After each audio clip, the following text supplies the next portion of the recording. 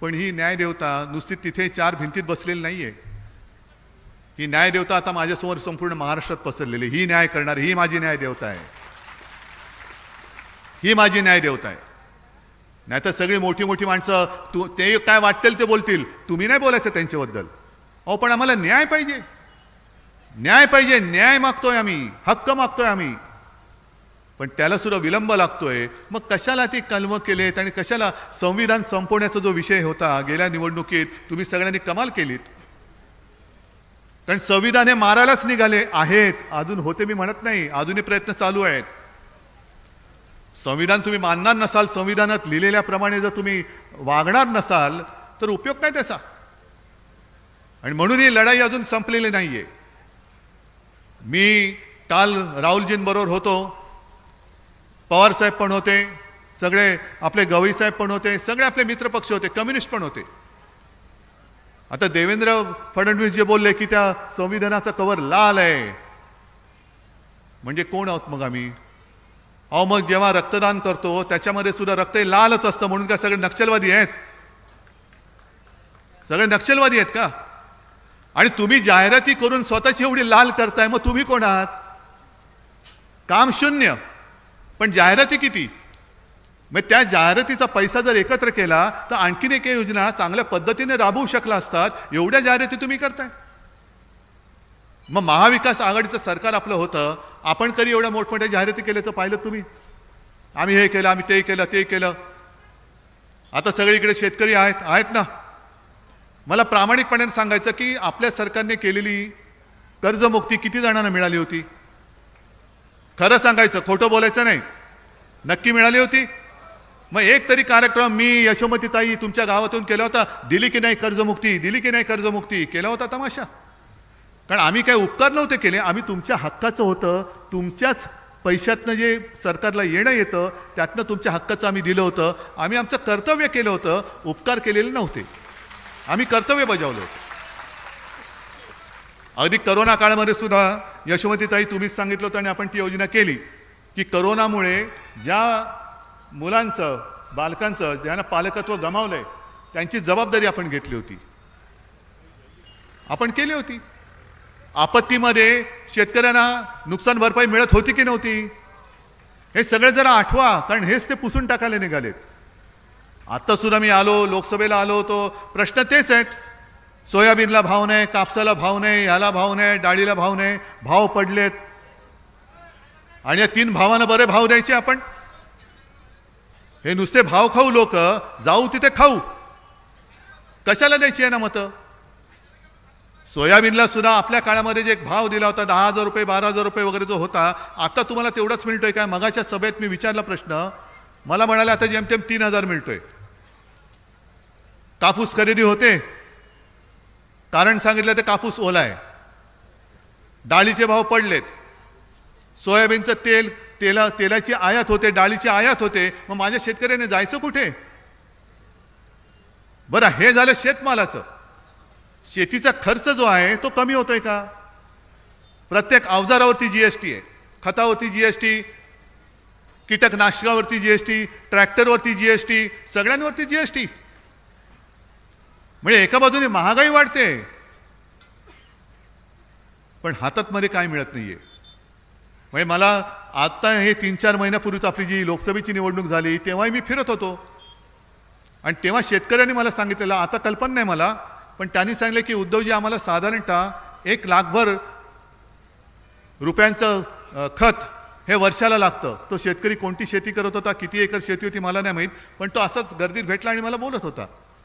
म्हटलं मग अहो 1 लाखाच्या खतावरती जर का 18% जीएसटी असेल, नंतर त्यांनी कदाचित कमी केली असेल, म्हणजे किती गेले. 1 लाखातनं 18,000 हे आधीच काढून घेतले आणि वर्षातनं आम्हाला म्हणे प्रधानमंत्री काय सन्मान योजना म्हणून 12,000 देणार, 6,000 रुपये नाही 6,000 देणार ना, 6,000 देणार, म्हणजे 12,000 आधीच त्यांच्या खिशामध्ये, मग त्यातलेच काढणार आणि 1,500 लाडकी बहीण म्हणून देणार.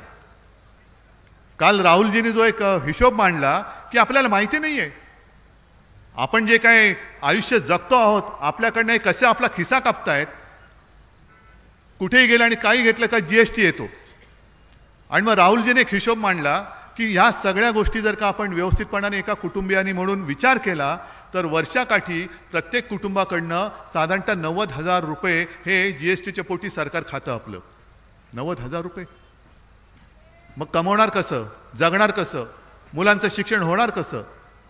आणि म्हणून आपण जे काही ठरवलेलं आहे, एक तर मुलींना शिक्षण मोफत दिले जाते, चांगली गोष्ट आहे.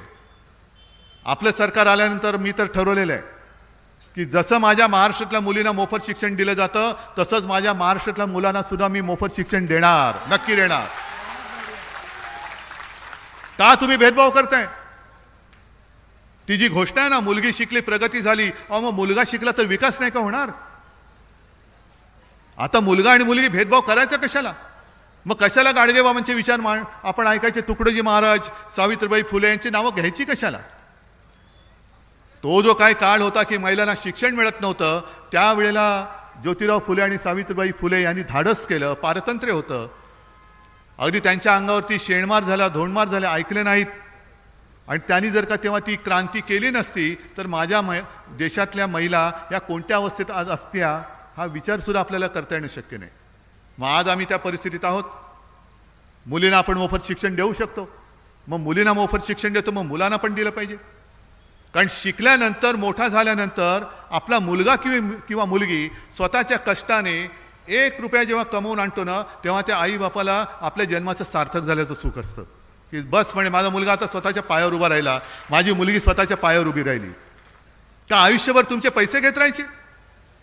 नुसत्या निवडणुका आल्यानंतर तुम्ही योजना देता, पण आमच्या रोजगाराचं काय? रोजगार कुठे? कुठे गेले रोजगार? उद्योग कुठे गेले? अरे तुम्ही बोलतच नाही. जोरात जिकडे उद्योग गेले तिथपर्यंत आवाज गेला पाहिजे. कुठे गेले उद्योग? मग रोजगारासाठी जाते गुजरातला काय? इथून तिकडे रोजगारासाठी जाणार का रोजगार तिथले इथे आणणार? आणि म्हणूनच माझा स्पष्ट आरोप आहे की यांना महाराष्ट्र लुटायचा होता म्हणून आपलं महाविकास आघाडीचं सरकार यांनी गद्दारी करून पाडलं.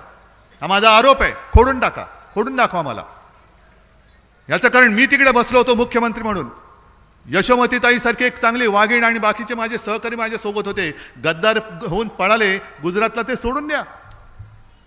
पण मी मुख्यमंत्री असताना कोणी असेल माझ्या मारेन पाहायची त्याची हिंमत नव्हती. उद्योग पळवणे तर दूरच राहू द्या, पण नुसतं वाकड्या नजरेने बघायची हिंमत नव्हती. आज तुम्ही गद्दारी करून सरकार पाडलं.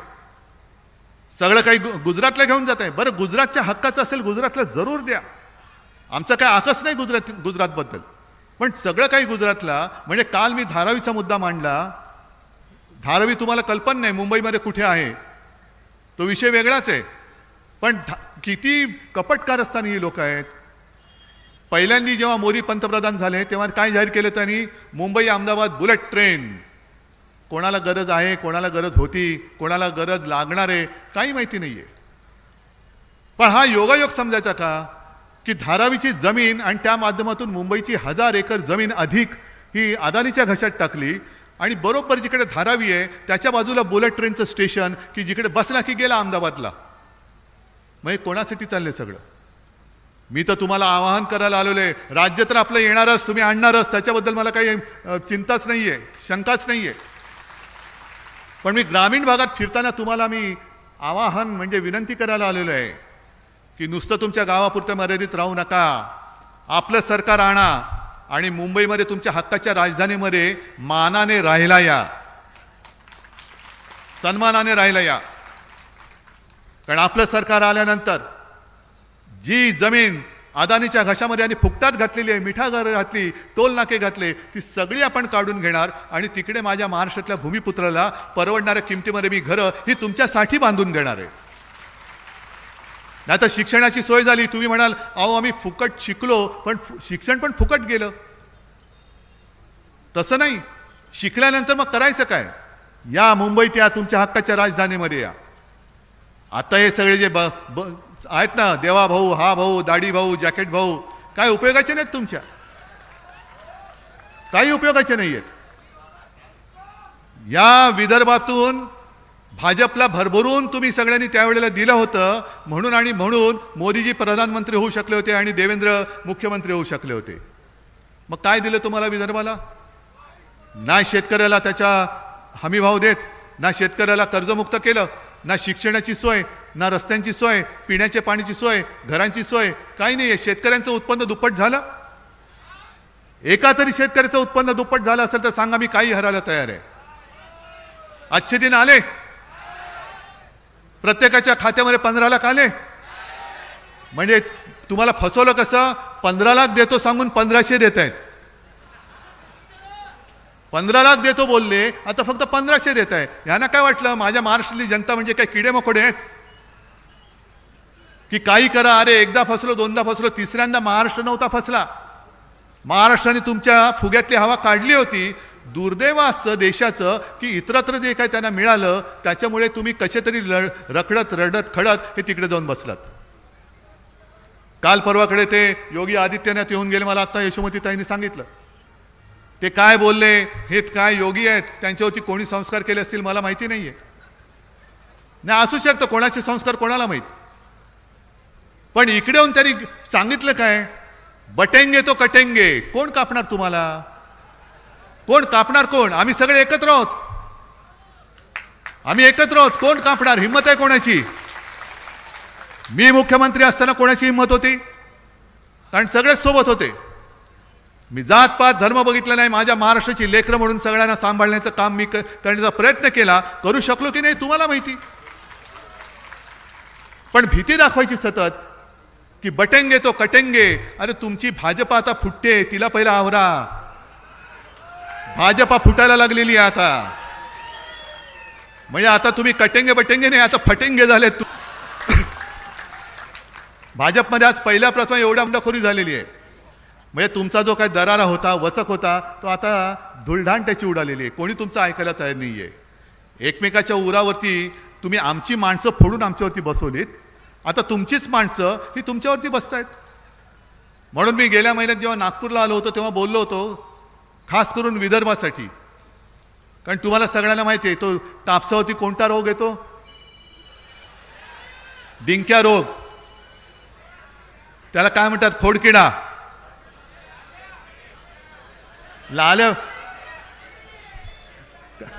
लाल्या येतो. आणि खोडकिडा कशावर येतो? संत्र. बरोबर ना? डिंक्या रोग येतो तो खोडकिडा. तसा भाजप जो मूळ पक्ष होता ना, त्या भाजपच्या झाडाला दाढीवाला खोडकिडा लागलेला आहे. आणि तो दुसऱ्या कापसावर काय येतो रे? कोणती आळी? हा, कुठल्या रंगाची? नाही, मी शहरी बाबू आहे. मला कापसावरती कोणता रोग येतो, संत्र्यावरती कोणता येतो माहित नाही. भाजपला कोणता आलं ते मला माहिती आहे. मग हा खोडकिडा त्यांच्या खोडाला लागलाय. आणि गुलाबी जॅकेटवाली आळी वरती पडलेली आहे. असे दोन्ही बाजूने आळे आणि किडे लागलेत. मूळ भाजपच हरवलेला आहे. आणि म्हणून मी ठरवलंय की बाकीची वचनं आहेतच. शेतकऱ्याचं नुकसान होऊ न देता 5 जीवनावश्यक वस्तूंचे भाव आम्ही स्थिर ठेवून दाखवणार. म्हणजे दाखवणारच, नक्की दाखवणार. आणि त्याचप्रमाणे सगळ्यात महत्वाचं, हे जे असे बेताल बडबडणारी जी लोक आहेत, बिनडोक, डोकं फिरलं हे बोलणं मी शक्य बरोबर नाहीये. कारण डोकं असेल तर फिरेल, डोकंच नाही तर फिरणार काय? त्याच्यामुळे त्यांच्यावरती संस्कार करण्यासाठी मी प्रत्येक जिल्ह्यामध्ये आपल्या छत्रपती शिवाजी महाराजांचं एक मंदिर बांधून दाखवणार आहे. प्रत्येक जिल्ह्यात. तुम्हाला हवंय की नको अमरावतीकरांनो? जिल्ह्यामध्ये आपल्या दैवताचं मंदिर हवंय की नको?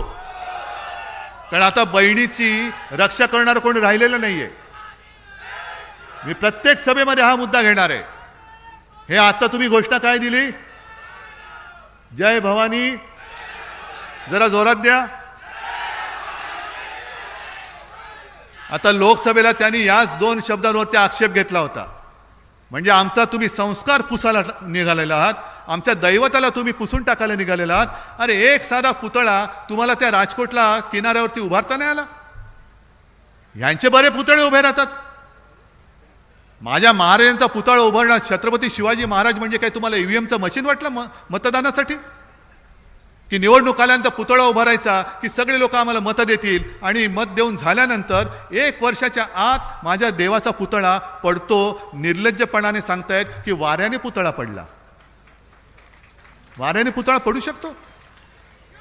त्याच्यामध्ये सुद्धा पैसे खाल्ले या लोकांनी. म्हणजे संपूर्णपणे, म्हणजे जसं कर्नाटकच्या निवडणुकीत काँग्रेसने घोषणा दिली होती हे 40% सरकार आहे. अहो इकडे यांचं काही ठांगपत्ताच लागत नाही किती टक्क्यांनी खात आहेत. जाऊ तिथे खाऊ. महाराजांच्या पुतळ्यामध्ये सुद्धा भ्रष्टाचार करणारी ही पापी माणसं, ह्यांच्या हातामध्ये आपला महाराष्ट्र म्हणजे तुमचं भविष्य तुम्ही देणार आहात. मी महाराजांचं मंदिर बांधणार, देवेंद्र फडणवीसांना आवडो ना आवडो, कारण त्यांनी मला आव्हान दिलं की जर हिंमत असेल तर मुंब्र्यात बांधून दाखवा. अरे मुंब्रा पण माझाच आहे, मुंब्रा पण आमचाच आहे, महाराष्ट्रामध्ये आहे. आम्ही मुंब्र्यामध्ये म्हणजे ठाण्यामध्ये तर मंदिर बांधणारच, पण मी सुरतेला सुद्धा शिवाजी महाराजांचं मंदिर बांधून दाखवेन, सुरतेला बांधून दाखवेन. तर ही सगळी अशी नतद्रष्ट माणसं माझा महाराष्ट्र भिकेला लावतायत, महाराष्ट्र लुटतायत. बटेंगे तो कटेंगे नाही, यांचं चाललंय हम महाराष्ट्र को लुटेंगे और दोस्तों में बाटेंगे. महाराष्ट्राला लुटायला निघालात तुम्ही, होऊन जाऊ द्या. 20 तारखेला बघतो, 20 तारखेला माझा महाराष्ट्र आहे आणि ही लुटारूंची महाराष्ट्र लुटारूंची टोळी आहे. होऊन जाऊ दे सामना. या सगळ्यांना असं काही यांचा पराभव करा की पुन्हा ही कीड, मग ती गुलाबी आळी असेल यांची राजकारणातली किंवा हा खोडकिडा असेल, हा पुन्हा महाराष्ट्रामध्ये दिसता कामा नये, पुन्हा दिसता कामा नये. वचननाम्यामध्ये आणि आपल्या महाविकास आघाडीच्या जाहीरनाम्यात बऱ्याच गोष्टी, बरीच वचनं आम्ही तुम्हाला दिलेली आहेत. आणि मी हे जबाबदारीने का बोलतोय की आपल्या सरकारने करून दाखवलेलं आहे. कर्जमुक्ती करून दाखवले, शिवभोजन थाळी देऊन दाखवलेली आहे, संकट काळामध्ये मदत दिलेली आहे, अनेक गोष्टी या करून दाखवलेल्या आहेत. तशाच या सुद्धा गोष्टी आम्ही करून दाखवल्याशिवाय राहणार नाही. पण या हव्यात की नकोय तुम्ही ठरवायचे. या एवढ्या सगळ्या गोष्टी आम्ही द्यायचं, आम्ही तुम्हाला वचन देतोय, पण तुमच्याकडनं मला एकच वचन पाहिजे, कारण त्याच्याशिवाय ही या गोष्टीचं आम्ही पूर्ण करू शकणार नाही. तुम्ही सगळ्यांनी सांगितलं पाहिजे की आमचं सगळ्यांचं मत हे महाविकास आघाडीला आहे. यशोमती ताई गेल्या वेळेला तुम्ही निवडून आला होतात, त्याच्या किमान दुप्पट संख्येने मताधिक्याने यावेळेला तुम्ही निवडून आलं पाहिजे, किमान दुप्पट. आणि मग हे अमरावतीमध्ये बिनसंस्काराची माणसं जी फिरतायत, यांना अमरावतीमध्ये संस्कारी माणसांच्या समोर फिरताना तोंड लपवण्याची वेळ आली पाहिजे. आणि तरच आपण या सगळ्या साधू संतांची नावं घ्यायला लायक आहोत, असंच मी म्हणेन. आणि मला खात्री आहे ज्या वेळेला एवढी सगळी लोक कोणतेही यांना आमिष न दाखवता उशीर झाला तरी बसतायत, याचा अर्थ यशोमतीताई हे सगळे ठरवून आलेले आहेत, हे सगळे ठरवून आलेत. आणि तुम्ही काळजी करू नका, गाफील राहायचं नाही, गाफील राहू नका, पण काळजी घ्या. आणि यशोमतीताई जोपर्यंत विजयाचं सर्टिफिकेट हातात येत नाही तोपर्यंत कोणी आराम करायचा नाही. मग ठरलं आपलं, जिंकून देणार माझ्या ताईला. चला, धन्यवाद सगळ्यांना. जय हिंद, जय महाराष्ट्र. आदरणीय साहेब, खूप खूप धन्यवाद.